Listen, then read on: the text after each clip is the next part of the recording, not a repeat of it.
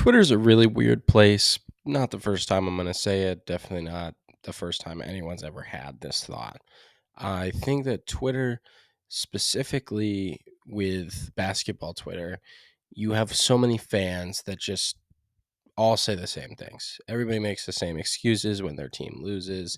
And overall, it's just kind of a shit show. It's out of control. The thing that I see a lot lately on Twitter is that whenever a team beats your team, oh, they have a super team. And a lot of it's just, people trolling for engagement. And I understand that. But there's a lot of people that really believe that certain teams are super teams.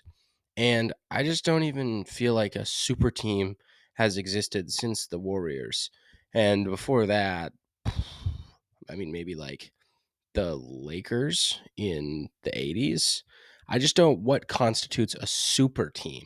I don't feel like there's that many super teams that have ever existed cuz even with the Bulls, it's like MJ, Scotty and Rodman. Like yeah, Ron Harper's cool. They had players. Horace Grant was there before Rodman, but like is that a super team? The Golden State Warriors are the only team that's just like flat out unbeatable. Like just because a team has major success doesn't mean that they're a super team.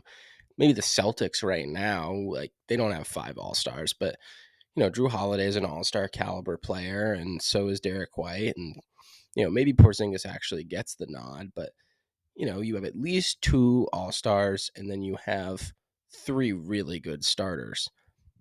Are they a super team? Like they have depth, but not really. Like it's not amazing depth. There's teams with better depth than the Celtics.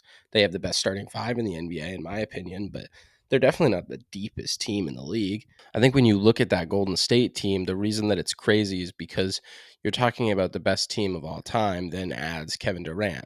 Obviously, they didn't win the finals that year, but you have the best record ever. You went 73-9. Like that means something. And then you add like an MVP to your team. That's the best roster that's ever existed. You're never stopping that team ever. If everyone in that team is healthy, you have Clay, you have Steph, you have Draymond, you have Kevin Durant. Those are some killers. Like those are phenomenal basketball players, and that's a phenomenal team. Still not super deep, but that's a super team. You see a lot of times now there's these big threes that keep forming. And if big threes aren't really winning in the NBA anymore, then are the old NBA big threes super teams too? And I think a lot of it is there's so much talent in the NBA now that three really good players just doesn't do it the way that it used to do it. Like Bird, Parrish, and McHale, that was a big three for the Celtics back in the 80s. You have a ton of historic big threes, but the talent was definitely more diluted back then. There's definitely more talented basketball players, just straight up better, better scores, better numbers, better players.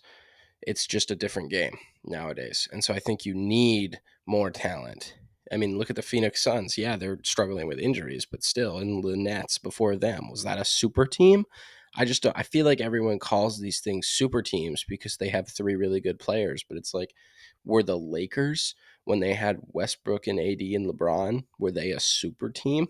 The word is so overused at this point, it just doesn't have any meaning. I feel like the Warriors are really the only super team that actually is a super team. There's been plenty of points in NBA history where they take old stars and try and put them all together. And yeah, theoretically, if all those guys were in their primes, maybe yeah, they do win the championship. But to me, what a super team means is essentially they could compete with the All Star team, like East and West. They basically could win against the other conference's all-star team. That's a super team. And to me, that just doesn't happen every year. There isn't a super team in the league every year. Like this doesn't happen ever. The only two super teams that really come to mind are the Celtics, who with Bill Russell won 11 championships. That's a super team.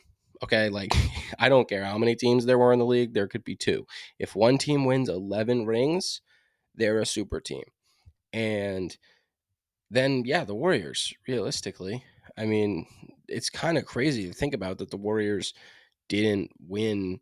that many championships. Like, they went to 3 finals and won 2 of them, like, with KD, but, like, it's just so hard to compete in the NBA with all of the player movement that happens, with all of the team building and, you know, just the way that rosters are constructed. I don't know. I just don't think there are super teams anymore. I just don't think that that even exists. And again, like, I totally understand that, like, whatever, Twitter, it's going to be Twitter, and people are going to say things, and it's usually the, like, least serious app on the internet, right? People are just trolling, they're joking around. I get that. I just seriously feel like the word has lost all of its meaning at this point. I legitimately could not define to you what a super team is. To me, it means a team that is completely unbeatable, a team that no matter what, you look at them and you say they are going to win the championship this year regardless, no matter what. Even if there's an injury or two, like, they are so much better than everyone else that we are losing money if we bet against them, no matter what. There's no way. It's a sure thing. And I just don't feel like, other than that Warriors team, since I started watching basketball, that any team has ever been like a super team. Like, even the Clippers this year, people are like, oh, that's the best team in the league. They're going to win the championship. No, they're unbeatable. They're not fucking unbeatable. Excuse the language, but they are not unbeatable. That's what you said when they got Kawhi and Paul George. That's what you said, when the Lakers got anybody every offseason, that this team is unbeatable. There is no team other than that Warriors team that was legitimately unbeatable, that you were just like, nope, there's no chance in hell that they were going to lose to anyone. And again, when you're saying, hey, they could probably compete with the other conference's all-star team, that's an unbeatable fucking team. Okay? Like, that's where the line gets drawn of, this is a level above. That Warriors team went 73-9 and then added a top 3 player in the league. You have assembled the greatest team of all time. Did they stay together? No. Did they have injuries? Yes. That's the only way you're stopping that team, is severe injuries to major players. And even then, they still competed with the Toronto team that year. So that shows you how freaking good they are. You lose KD most of the playoff run. You lose Clay in the finals, and Curry still could hit a shot to send them to Game 7. Like, that's how good the team is. They're just too good. I think that the definition of a super team, really, that's what it is. It's just a team that no matter what, unless there are serious injuries, they are unbeatable. And they're the surest thing in basketball.